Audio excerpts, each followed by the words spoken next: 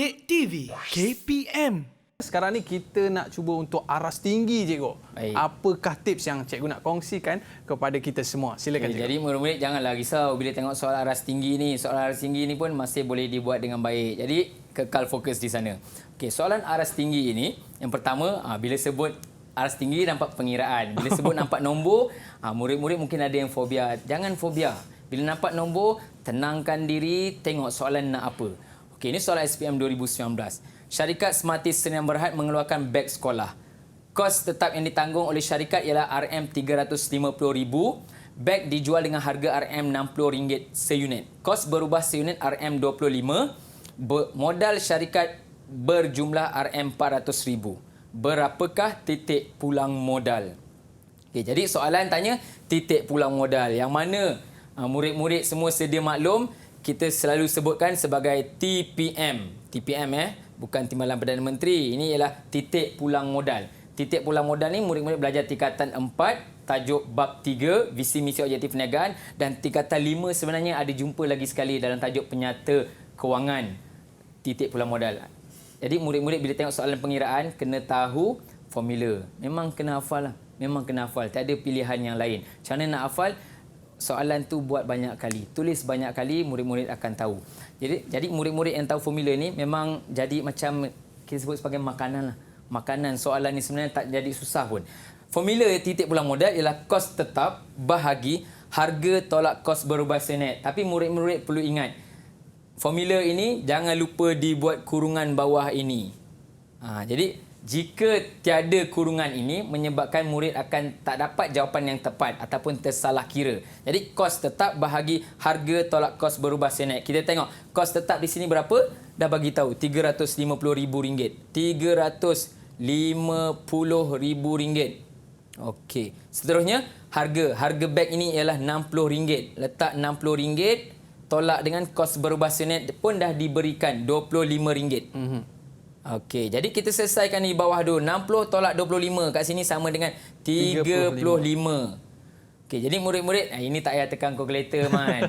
Nampak 350,000 bahagi 35. Potong 35 sini, potong jadi 1. Jadi 0,0,0,0. Jadi jawapannya man? 10,000, cikgu. 10,000. A jawapannya. Jadi untunglah murid-murid yang dah hafal formula ni. Sedangkan soalan ni tak susah pun, semua dah diberikan. Jadi saya harap murid-murid yang masih belum hafal formula, ambil masa kamu sebelum peperiksaan sebenar untuk hafal formula titik pulang modal. Okey, seterusnya. Maklumat berikut berkaitan dengan sektor perniagaan. Sektor perniagaan Perusahaan biotech menggunakan jentera dan mesin khas untuk pengeluaran produknya. Apakah kategori yang menyokong? Soalan tanya yang menyokong pengeluaran bagi perusahaan tersebut. Jadi ini soalan sektor perniagaan. Sektor terbagi kepada 3 iaitu sektor pertama, kedua dan ketiga. Jadi jika kita lihat pada soalan ini ialah sektor kedua. Jadi sektor kedua memang ada pembinaan, memang ada penghilangan, kejuruteraan dan juga pembekalan tenaga. Jadi key point di sini jika murid-murid faham mesin khas. Bila sebut tentang mesin khas di sini, tak lain tak bukan jawapannya ialah kejuruteraan. Tak ada kaitan yang lain. Murid mungkin terkeliru dengan penghilangan sebab dia sebut pengeluaran. Tapi sebab kategori yang menyokong pengeluaran bagi perusahaan tersebut, mesin khas ini. Okey, jadi jawapannya ialah C. Saya ingat penghilangan tadi, cikgu. Ramai juga murid yang terkeliru sebab sebut pengeluaran di sini. Tapi sebab perusahaan biotech menggunakan jentera dan mesin khas untuk pengeluaran produknya. Soalan tanya apakah kategori yang menyokong pengeluaran tersebut. Jadi sokongan itu diberikan melalui sektor kejuruteraan. Okey, seterusnya. Okey, maklumat berikut berkaitan dengan klasifikasi perniagaan. Aiman nampak perniagaan X, perniagaan Y. Jadi kemahiran dan urusan guaman barang berasaskan getah. Jadi pekerjanya diletakkan sama situ. Mempunyai 85 orang pekerja. Tetap. Jadi klasifikasi perniagaan. Jadi murid-murid tolong ingat. Bila sebut klasifikasi perniagaan, kita perlu tahu ini ialah bab 1. Klasifikasi ialah ceritanya saiz dan sektor. Kadang-kadang soalan dia tak tanya saiz, dia tak tanya sektor. Dia sebut klasifikasi perniagaan. Jadi murid kena maklum. Yang klasifikasi itu ialah saiz dan sektor. Jadi untuk menjawab soalan ini, kita tengok dulu sektor perniagaan. Mungkin sektor tu lebih senang. Sebab sektor kita nampak kemahiran dalam urusan guaman, barang berasaskan getah. Kemahiran dalam urusan guaman. Guaman tu apa, Aiman? Guaman lawyer lah. Lawyer. Macam dia bagi apa? Dia perkhidmatan. Dia bagi perkhidmatan apa? Aiman pun sebut dia bagi perkhidmatan. Sebut perkhidmatan, jadi dah nampak sektor perkhidmatan di sini. Sektor perkhidmatan tu sektor ketiga lah. Kadang digunakan istilah sektor ketiga, kadang digunakan istilah perkhidmatan ni. Jadi murid-murid kena sedia maklum. Jadi perkhidmatan. So jawapan kat sini A dengan B dah salah. So antara C dengan D. Yang menentukan saiz ini dua perkara. Murid-murid kena tahu. Menentukan saiz perniagaan ni sama ada jumlah pekerja tetap ataupun jumlah jualan tahunan. Cerita tentang nombor ni murid-murid memang kena hafal lah. Kena buat latihan lagi. Jadi sini mempunyai 85 orang pekerja tetap. Macam mana nak ingat 85 orang pekerja tetap? Lebih je 75 bagi perkhidmatan itu memang kategori besar. Nampak? Memang besar dua-dua. Jadi C dengan D masih belum tahu jawapan lagi. Jadi antara saiz perniagaan berasaskan getah ini iaitu pembuatan sama ada sederhana ataupun besar. Kalau perkilangan bawah 75 itu kecil. Tapi lebih daripada 75 ke 200 itu ialah aras sederhana. 200 ke atas pekerja tetapnya itu ialah aras untuk saiz besar. Jadi murid-murid kena ingat soalan berkaitan nombor inilah. Nampak dia aras susah sikit. Aras tinggi lah. Sebab dah banyak kena tentukan dia punya sektor, dia punya saiz, kena ingat dia punya nombor yang ada. Jadi saya harap murid-murid tak ambil mudah bagi soalan seperti ini. Okey, seterusnya. Okey, petikan berikut berkaitan suatu prosedur mengurus sumber dalam perniagaan. Puan Nuri mengupah juruteknik luar untuk menyelenggara peralatan teknologi maklumat dan komunikasi di kilang perabotnya pada setiap bulan. Mengapakah Puan Nuri berbuat demikian? Jadi murid tolong ingat soalan ini dimulakan dengan petikan berikut berkaitan tu kamu baca betul-betul. Disebut mengurus sumber dalam perniagaan. Jadi mengurus sumber ini tajuk bab 2 tingkatan 5 iaitu sumber fizikal dan sumber teknologi. Jadi murid-murid tengok menyelenggara peralatan, sepatutnya murid-murid dah sedia maklum. Ini ialah berkaitan sumber fizikal.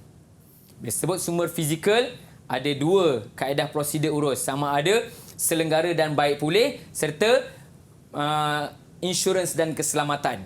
Jadi kita tengok kat sini, kalau sebut insurans keselamatan tu tajuk yang lain. Jadi kalau mendapat pembahasan jika berlaku risiko ni, bukanlah jawapannya. Ini berkaitan insurans tadi. Bukan.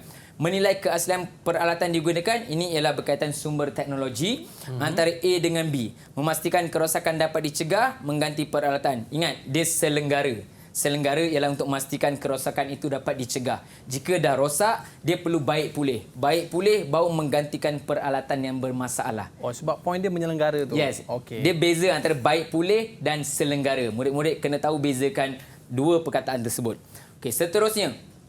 Okey, soalan pengiraan lagi. Maklumat berikut diambil daripada penyata aliran tunai Encik Ahmad Jaiz yang memulakan projek ternakan udang pada Januari 2019.